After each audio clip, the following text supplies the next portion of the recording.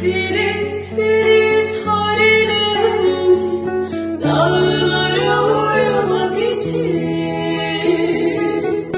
Kan gölünde kurulandı hayatı duymak için.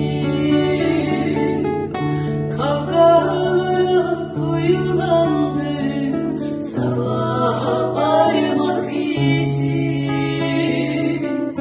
Kavgalara koyulandı sabaha varmak için. Tatarlar gelir geçer bir geceden bir geceye.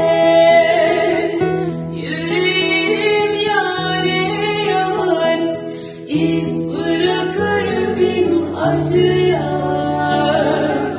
Gün olur şafaklanır karanlıklar bin parçaya. Gün olur şafaklanır karanlıklar bin parçaya.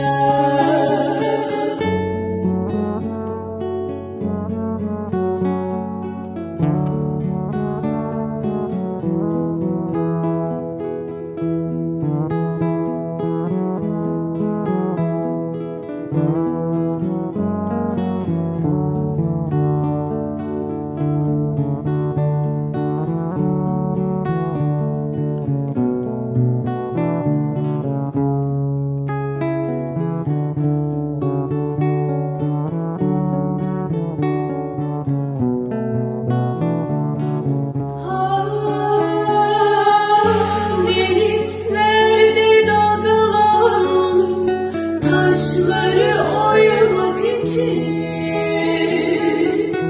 Doruklara sevdalandım ışığa doymak için.